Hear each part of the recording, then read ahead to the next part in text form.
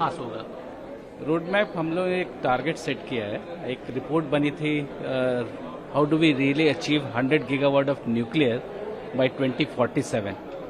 तो ये road map जब बना था तो उसमें कुछ चीज़ें मेंशन की गई थी कि इसको हमें अचीव करने के लिए क्या क्या चाहिए होगा।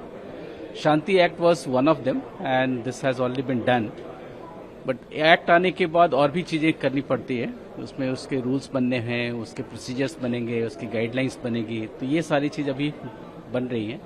तो आज की डेलिब्रेशन उसी के ऊपर है कि उसको और हम कैसे कितना जल्दी हम फर्म अप कर सकते हैं। स्टेक होल्डर्स के व्यूज़ भी हमें लेने पड़ते हैं, उसमें कुछ सजेशंस आएंगे, सजेशंस के आने के बाद ये सारी चीज़ फर्म अप हो जाएगी। प्लस एक और चीज़ था कि इसको सेंसिटाइज भी हमें करना है कि how quickly we can do it and how easily we can achieve it.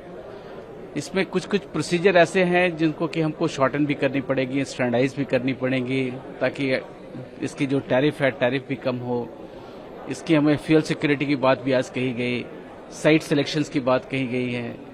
Plus जितने भी हमारे इसमें ह्यूमन रिसोर्सेज की जरूरत पड़ेगी, क्या कि अभी एक ही कंपनी करती है, कल को 10-12 कंपनी करनी शुरू कर देंगे। पेस ऑफ डेवलपमेंट हमारा काफ़ी फास्ट होने वाला है। आज के दिन पे करीब 8.8 गीगावाट की कैपेसिटी है। 8.8 से बढ़कर के यदि हमको 100 करना है, दैट मीन्स 10 टाइम्स और more than 10 times we are going to increase. So it's going to be a good pace at which it has to be developed. So all these aspects will be covered under the deliberations for the day. Grid resilience कैसा है हमारा with respect to nuclear power? How well equipped are we to maintain this power in India?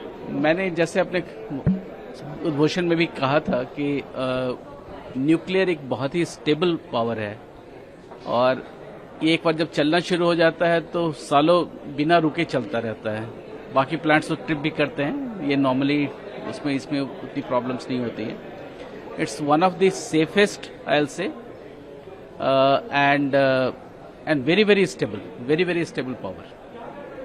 So what are the challenges of persisting in this direction? Challenges अभी यदि देखा जाए तो हम जो पूरी दुनिया बात कर रही है स्मॉल मॉडुलर रिएक्टर्स के बारे में, जिसकी टेक्नोलॉजी अभी भी डेवलप हो रही है। So definitely new technology will be is a challenge as of now, which will be a good solution for the CNI consumers who are waiting for a long period of time so that they can become energy independent and try to have the entire green sources, and that combination can be SMR coupled with solar, wind, etc. etc.